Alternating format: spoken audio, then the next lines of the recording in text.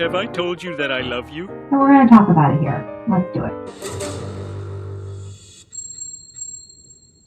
How should we do this? All right, let's take it in chunks, I think. This is what we did last time. I'm going to start off with Mary again because there's not a whole lot to say about the Mary segments in this episode. Mary is now in Vegas with her friend Amber. They go to this event. She's like, this is nothing like speed dating. Right.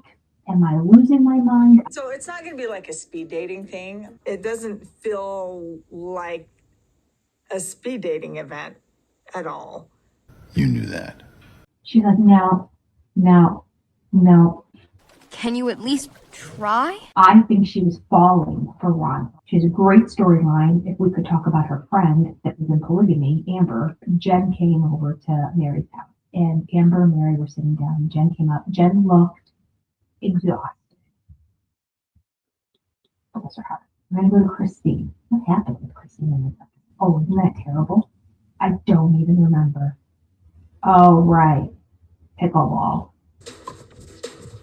I swear for the love, you're getting it. No, you get it. He can aim where he hits the ball, and he is hitting it out there on purpose. It would wear on me if I was with somebody that was doing that all the time. It is going to get old. Just know how to angle the ball right through that door opening there to let her go chase him. So it bothers me that it bothers me, but it bothers me. They kept intentionally hitting the ball out of the court and making me go chase it like a dog. I would not be happy. Oh, the whole Janelle theme is just...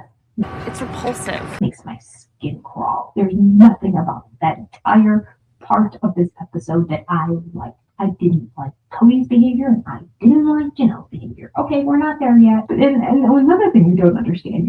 This is going to be a whole thing of things I don't understand. The other thing I don't understand is that Christine came out at one point and said, not an olive branch, it's just us being okay and cool with each other. That is what extending an olive branch is. I just don't want to, David. I don't. But want why? to, because it was brain damage for so many years. This isn't an olive branch. This is a peace talk. I don't need an olive branch for him. Let's just have a peace talk. That's what an olive branch is. Knows to getting good with Robin, he's got to be nice to her kid. Somehow he's not translating this. Okay, we're going to talk about Janelle now, and this is where I'm going to lose my cool. Are you feeling healthy? Yeah. Good. The heck? And he's got this little smug smile on his face while he's doing it.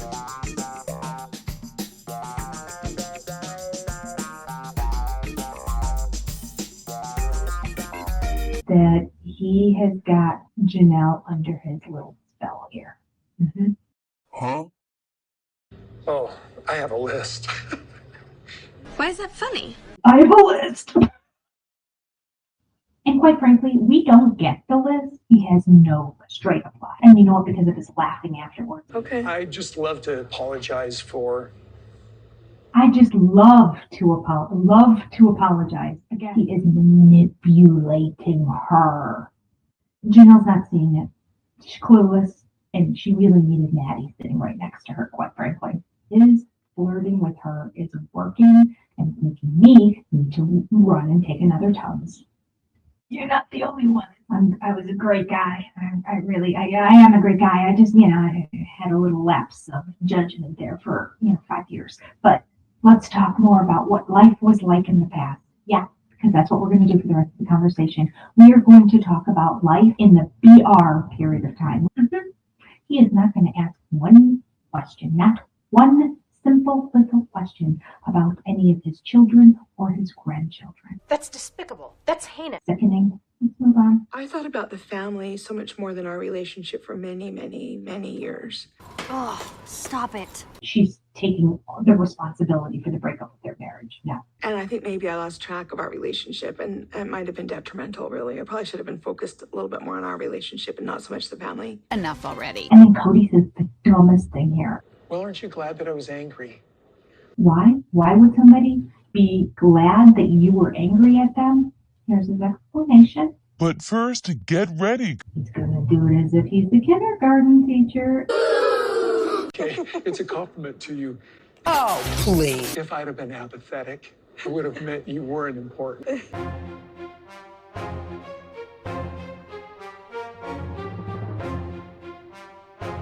Yeah. And my anger and my bitterness and I didn't ever love her, that was all from attachment. Yeah.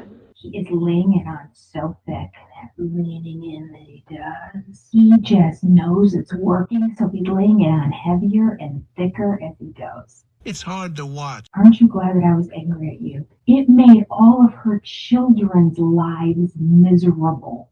Miserable. They were in tears. They were crying. They were angry. And he's got the gall in this situation to say, aren't you glad I was angry? Because it shows that I cared about you.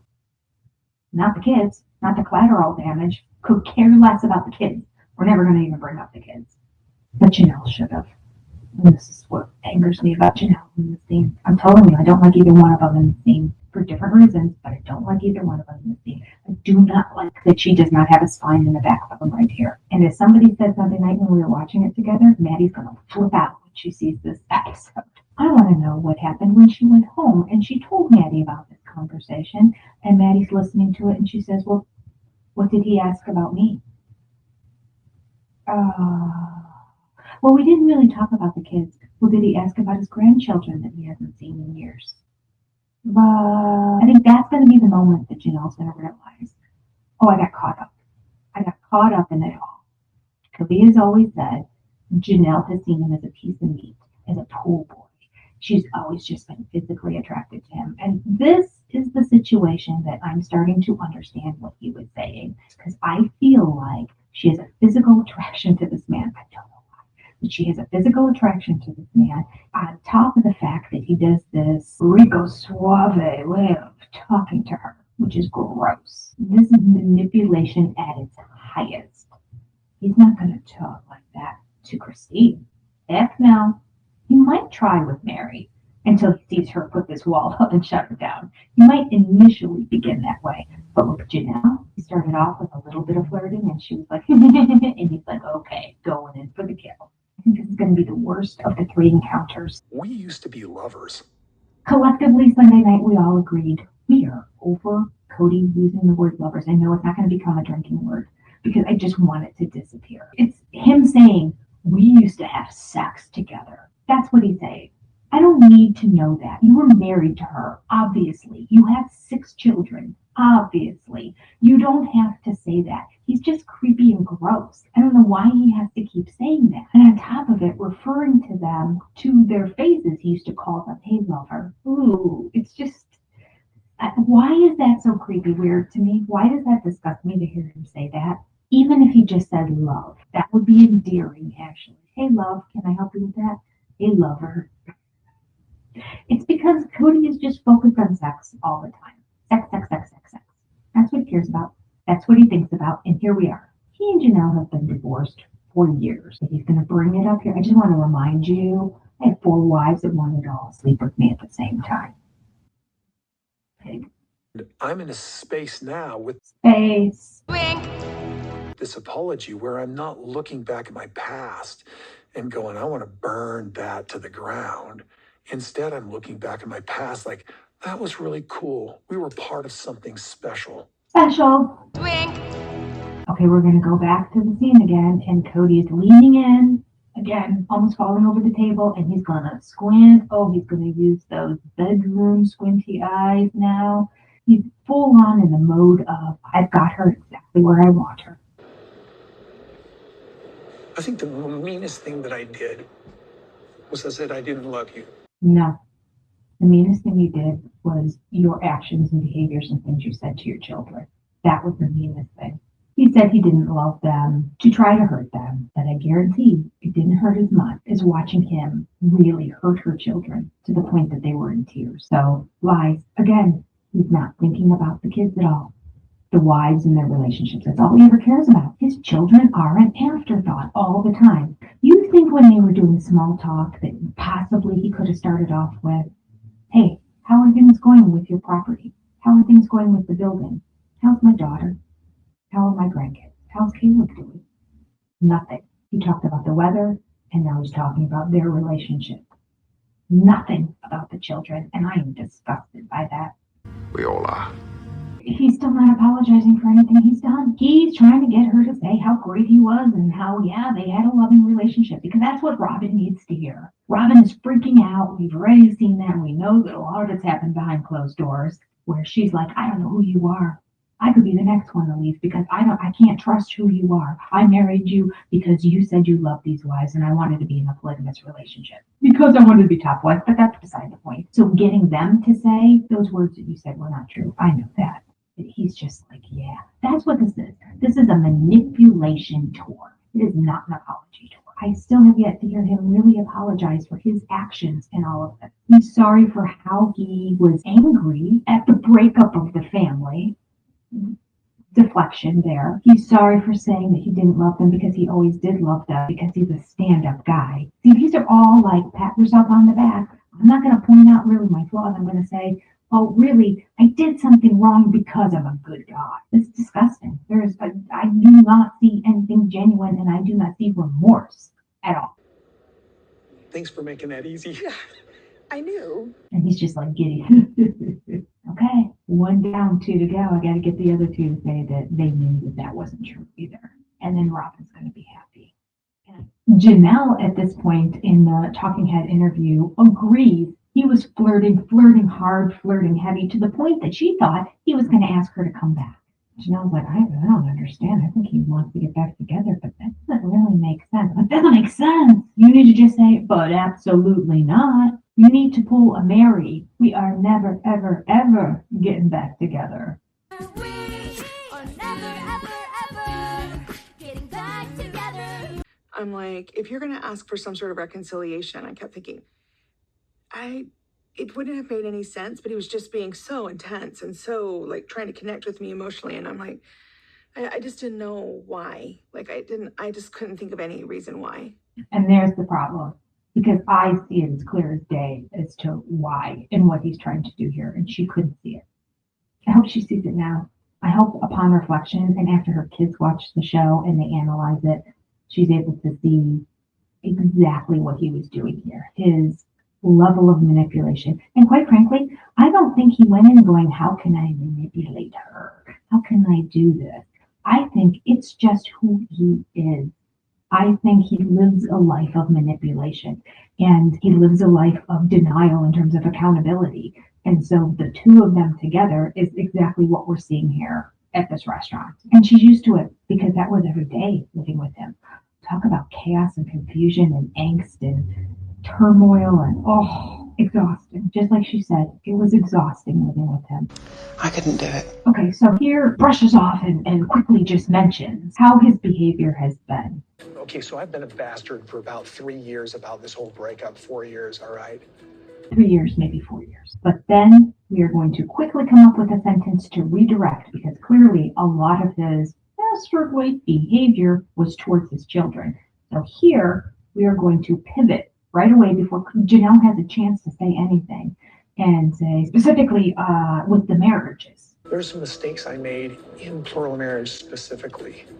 With the marriages, yeah. Let's not talk about the kids, because he's got no leg to stand on. The kids did not do them wrong. He did all them wrong and continues to. So now Kody's going to get giddy like a little boy again.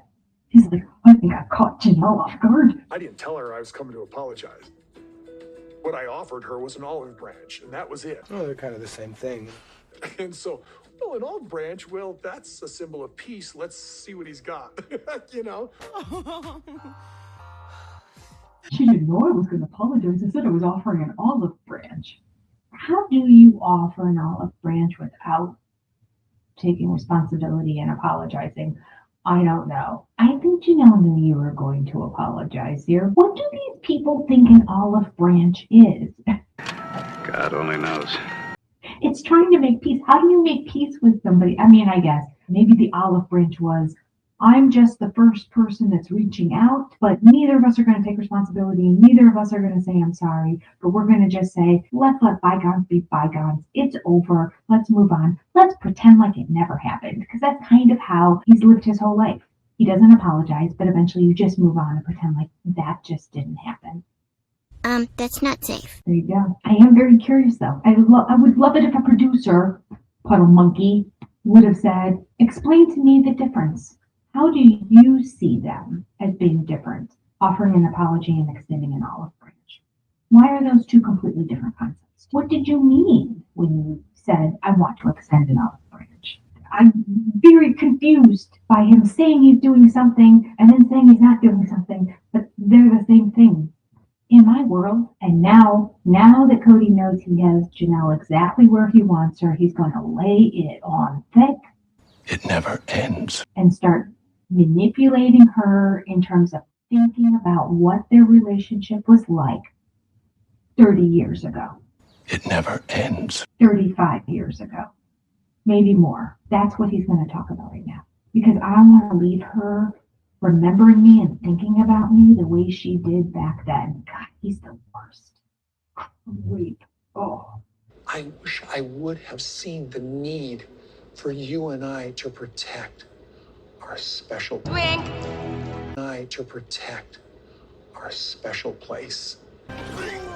We are going to talk about how I should have been a better husband 35 years ago. 35 years! I wish I would have done this. There's no I'm sorry. But again, does she need an apology for 35 years ago? I don't think so. These are things she mentioned in her book that came out 15 years ago about the turmoil between them. He has never apologized for any of this ever. So how on God's green earth does he think anybody can see this as genuine and sincere when he has gone 30 plus years with zero apology for it? But now all of a sudden, when cameras are rolling, we're going to apologize for something 30 years ago. It's another level of manipulation. If I would have understood that, I think it would have been a lot safer for you. Wink. I feel like I put you in harm's way and that it didn't step up to protect you. But it's not really my fault that it happened because I didn't understand. I just didn't understand what was going on. So, yeah, your life would have been better if I could have been, like more mature back then. Not sorry. I'm just saying. The reason why it was the way it was is, unfortunate. We didn't know each other that well when we got married. I don't want to hear your excuses. We weren't good communicators, but we started out with a tenderness. We started out with a sweetness.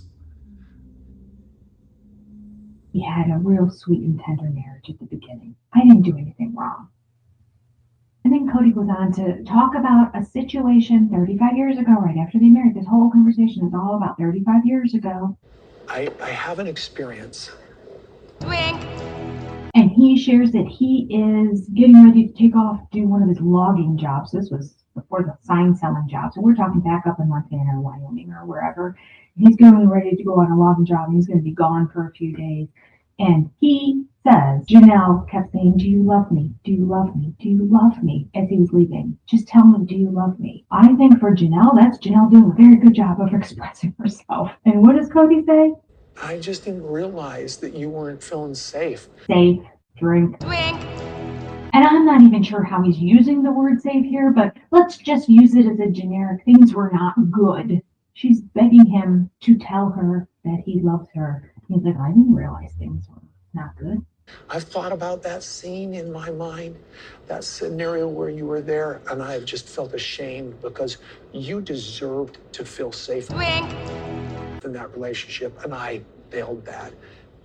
You know why he's talking about this story? Because it was I think it was in the original Sister Wives book. We've heard the story before. So either one of the wives talked about this exact situation on the show, or it was in Christine's book or Janelle's book. I don't think it was in Christine's book because I think this happened before Christine came into the family. That's how far back we're talking about. This is what we're digging up. We're not talking about anything that's happened in the past 5 years, which is what led to the breakdown of the family. The past 5 years. Well, really, everything since Robin came into the family has led up to it. But really, His actions and choices, behaviors, commands, demands, all that's happened in the past 5 years is what led to the deterioration of all the marriages. But we're not discussing that. We are going back and apologizing for something that's on paper, I believe, in the book, Becoming Sister Wives. So he needs to show his side of the story. I wish I would have realized. I wish I would have been more grown up. I am so sorry. And I don't even want to hear him say he's sorry for it. I'm not happy that we are talking about something from so long ago. Man, she's wound up. We would say you're sorry about it. Janelle, can you please redirect this man and bring him back to present day? No, she won't. Janelle says she's feeling some healing for him apologizing for some of the stuff that happened in his early years because it wasn't pretty. Okay, good. I mean, I guess if that's what comes out of this, is she feels like she's having some healing for all of the sins of the past. That's great. Are we going to address anything he's done recently? Because it's pretty bad.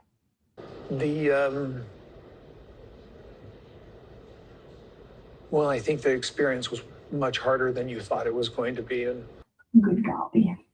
Yeah, I think I went in pretty idealistic. Yeah, and if I would have protected you, if I would have made you safe in that space, if you would have felt like I had your back. If I would have done this, things would have been better. If I would have done that, things would have been better. But I'm not going to apologize.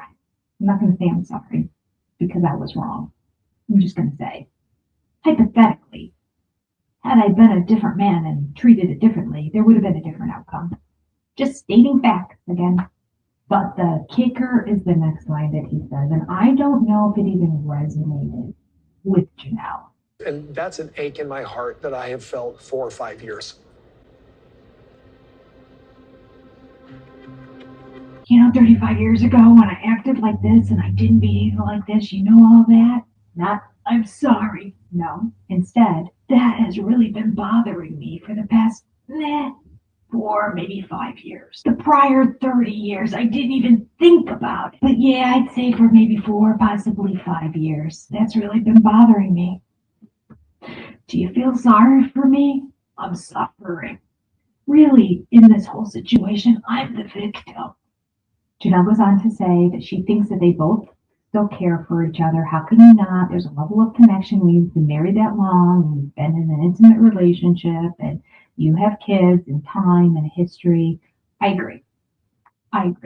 That doesn't mean he gets off the hook in this situation. Like, the way this is going is not good. We talked about this on Sunday night, and this is my philosophy of it. She married a man who's all about himself. She didn't know that when she went into it. She thought he was good looking, charismatic, fun. This is going to be the time of her life. She gets into it and it doesn't quite go down that way. And she also learns that he's got a lot of selfish characteristics and he's not looking out for her best interests. He does not, at this point, subscribe to the notion of happy wife, happy life, or happy wives, happy life. So she's suffering.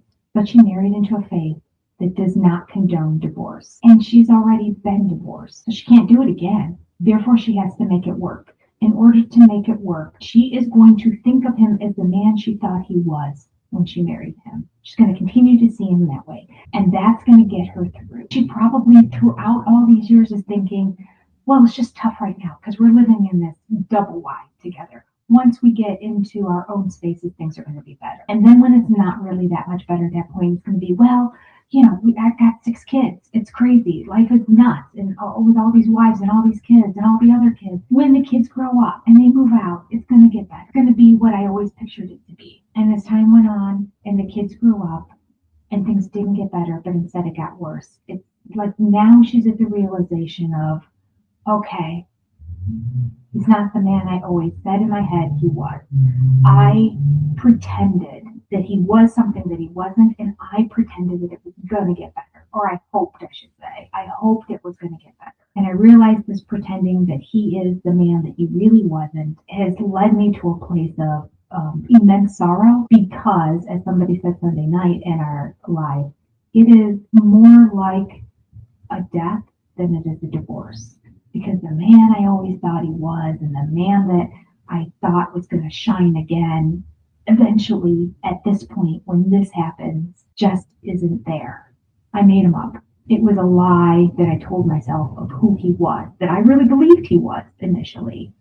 and then just held on to, no, he is that way, he is that way. I think that's where Janelle is right now, the realization that she's struggling with it here on this day right here, because she's seeing the man she always wanted him to be. I don't buy what he's telling her, but for her own peace of mind, and I think she's saying, okay, yeah, I wasn't wrong. He's a good guy. We shouldn't be together, but he is a good guy. Look how he's apologizing even though he's not. I think it's her brain coming to terms with everything, and it's sad. Okay, we end it with disgust. Typical. First of all, Kody says, I think we've needed an olive branch the entire family. I feel like we've needed an olive branch the entire family. What the hell does that mean? You extend an olive branch. Okay, moving on. I'm not going to analyze it. I got better things to do today. And Janelle, you get the high honor of being the person I felt the safest with to start offering that olive branch. Lies. First of all, safe. And let me translate what he said. You are the person I know I can manipulate the most. I'm not going to go with the person who I'm going to have the least success with, who I've done the most wrong with. Well, I don't know. He's done a lot wrong with Janelle's boys, so it's hard for me to even say that. But he hasn't directly been me. See, we're not talking about the kids. He's not thinking about the kids. He's thinking about the relationships. He was the meanest to Christine her entire marriage. He was absent in Mary's relationship for the past 2 decades. But Janelle, he's always had a good relationship with. Ups and downs in their relationship, but a generally good relationship. So he's a coward. He's going to her first because he needs to build up his self-esteem and manhood to know, okay, 1 down. He did reach out to Christine too. She hasn't responded. So he doesn't really have a choice or an option. I don't think he's reached out to Mary. We haven't seen that on the show yet. So by default, out of the 2 that he reached out to, she's the only one that responded. But we're gonna manipulate the situation and lie and let her think, ooh, you're so wonderful. I love you so much. You're the one that I feel the safest with. You know? Janelle. But where's the long list? Because I want to hear the rest of the things that you're here to apologize for. Didn't happen. That's because it doesn't exist. So it ends with Janelle saying that Garrison qualifies for a military headstone. And Kody's like, okay, so paperwork. Oh, it took me 2.5 years to do the paperwork on Coyote Pass. I have to do paperwork for Garrison. And Janelle says, yeah, it's paperwork, but I got half of it done already. And he's like, oh, okay, yeah, that's right. We're back to normal again. You handle everything. Okay, yeah. And she said, so if you want to meet me up there. So would it just be you and I going there to place the headstone? I'm okay. It doesn't have to be a big deal. Yeah, let's do it. We'll both go up there. Okay. What makes me chuckle about this is that Robin's not going to like it. Robin's not going to like her requesting that just Kody go up and do this headstone situation. See to it that it gets put on his grave is what I think is the intention behind this. And that she would like Kody to be there when it happens too. Now, she said meet him there, not take a trip together, but like meet me there. He needs to clarify. So would it just be you and I? So I can't bring Robin, right? I think it went very well. Janelle was very gracious. She was very kind. I felt like she made it easy. She did make it very easy, Kody. I don't think Christine and Mary are going to let him sweet talk them at all. And I can't wait for those episodes. Like, this is a pilgrimage. Another pilgrimage word. And I have planned it for so long. You have not planned this for so long. You did not even know what you were going to say when you walked in the door, and you didn't even know how to greet her and have small talk. You planned it for so long. I don't think so. I don't think you planned it at all. I think it's an idea that the producers had, and Robin heard about it. And she said, that's a great idea. And she was like, you need to figure out a way to say that you did not mean any of that stuff you said before. You need to take it all back. So he calls it an apology trophy. He doesn't apologize. He just takes it all back without apologizing. That's what just went down here. This was not a master plan of Kody whatsoever. If it was, it went terribly wrong. because I'm still waiting to hear the apology. I think for these last few seconds, you're going to hear me clearly, but at least now I know what I need to do to fix the problem going forward. And I'm no longer going to have a recording that sounds like it's in a fishbowl, like this whole one was, and my Seeking Sister Wives review was. So live and learn, people, live and learn. All right, so the very end of the episode. And I've needed this for 4 years. Oh, there we go. We managed to bring it back to the beginning and bring it back to who's most important in the world, and that is Kody Brown. This is not about what's doing what's best for Janelle. This is not about his kids, his grandkids, even the wives. It's about Kody. I needed this, so I got it out of the way. I mean, he said that before too, right? I need it. And if they're not going to accept it, I'm just going to bulldoze through and say what I have to say because that's what I need. And Kody Brown, I get what I want. Very funny clip at the very end that the producers didn't need to include at all, but I'm glad they did. Because Kody goes to open the door as they're leaving the restaurant, and he's having a difficult time opening it. And after he pushes it open, he says, "Oh, wow." He goes, "It's a really windy day. That wind is pressing against the door. That's why I had a difficult time opening it." But then we look at Kody and Janelle's hair, and we look at leaves on the trees around in that. Nothing is even slightly moving. So his story of so much wind you couldn't even push the door open doesn't hold any water. Boy, there's a lot of pressure. It's windy. The door wasn't easy to open. Yeah, so all right. Anyway, thanks for meeting with me. I really appreciate it. We'll see you. All right, see you later. All right. So good. I mean, that was trolling right there. That was trolling that they put that in because they could have started it right as he was outside of the restaurant when he said goodbye, but they didn't. They had the little, "Whoa, this is, whoa." It's not that I'm not strong or anything. The wind, wow. You have some wind here in North Carolina. This is something I am required to do. Required to do? Why are you required? Because Robin made you. Okay. My hope is for them to receive it well. And if they don't, then we'll go back to God and say, what next? Let's not evoke God again. Garrick, Kody, these narcissistic polygamous men. Allegedly. In these relationships, they don't have a relationship with God at all, but will constantly evoke the name of God and say it was God who told them to do whatever it is in their evil, little, devious, dark hearts that they want. I'm over it. I'm over it. There is no way that he sought any kind of spiritual guidance or enlightenment before this, or he would have gone in with a contrite heart. And he didn't. This was not God who told him to go in there and steamroll your wife and betray and manipulate her so that she agrees with whatever it is you want to say. That's not of God. No, it ain't. Enough with the blasphemy. The good part about this episode is it was very, very, very little. Actually, no Robin. Yes, no Robin is a good amount of Robin. There was one little segment, though. You lied to me. In a couch interview, they asked Robin, what would you say if one of the sister wives said that she wanted to come back to the family? And Robin was like, What? Now keep in mind, this is exactly what Robin has always said she wanted. She wants the family all together. She wants the wives all together. She doesn't want them to leave. She's devastated. She can't believe they're going. Tears. Okay, fake tears. Over and over again with each wife that is leaving. I want them all here. I want them all back. I want to live a life of polygamy, but I don't know if I really want you to get another wife, but I want to live a life of polygamy. I mean, she's just all over the map because she has to constantly be a victim. So when she was in a polygamous relationship, it was so difficult for her. Oh, it's so hard.